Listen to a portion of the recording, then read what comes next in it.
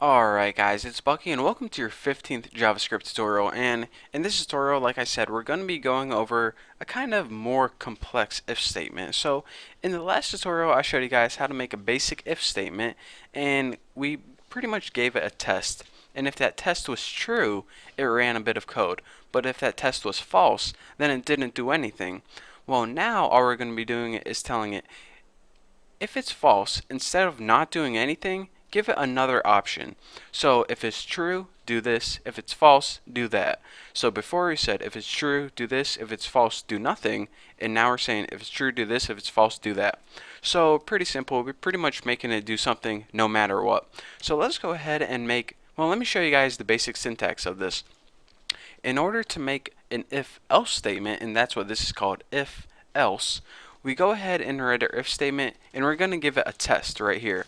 If that test is true, we're going to run this bit of code right here. Let's say we have document write and just write like I love hot pockets.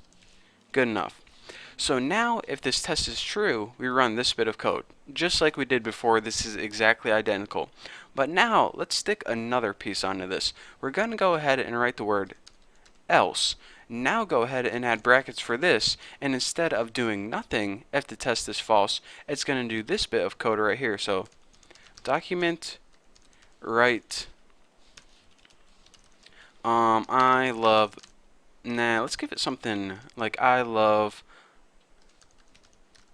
strawberry. So this is an unhealthy and this is healthy. So, we got kind of a contrast going on there. So now let's go ahead and give it a really simple test. Let's just go ahead and test two numbers. Can't be easier than that. So if 2 equals 2, and remember, we can't use one equal sign, we have to use 2 because we only use one equal sign whenever we're setting a variable equal to a value. Whenever we're just testing two values to make sure they equal each other, we use two equal signs. So right now we're saying, alright, if 2 equals 2, do this. If 2 doesn't equal 2, do this. So let's go ahead and save it and refresh it and see what it says. I love Hot Pockets. So that's why the first one got executed. But what if they didn't equal each other? What if saying, alright, if 2 equals 65, well, we know that 2 does not equal 65. It just doesn't make sense. So it's going to say, alright, if 2 equals 65, do this. Well, it doesn't, so I'm not going to do that. So I guess I have to do this. I love strawberries. So let's go ahead and save this and see what we get. I love strawberries, just as we thought. So aside from having just two values equal each other, we can have two variables equal each other. For example, if we had var blue equal 43 and var red equal 76, then we can go ahead and we can test if blue is equal to red, which they aren't, so it's going to say I love strawberries right here. Check it out. I love strawberries. But if they are equal to each other, 43 and 43, whoa, not have 743. Check it out. I love Hot Pockets. So again, this is more common to compare two variables against each other. You can also take a variable and compare it to a number. If 43 equals 43, just like that, I love Hot Pockets. So aside from this, what you can do is you can use all your other comparison operators too. If 43 is not equal to 43, then let's see what happens. It says, I love strawberries. So you're saying, alright, if 43 is different than 43, do this. Well, I'm not going to do that because they're the same. So if they're the same, go ahead and do this. And that's why I print out I love strawberries. Now let's go ahead and test our greater than less sign in 587 and 43. So if blue is greater than 43, or let's go ahead and type red right there. So if 587 is greater than red, go ahead and do this.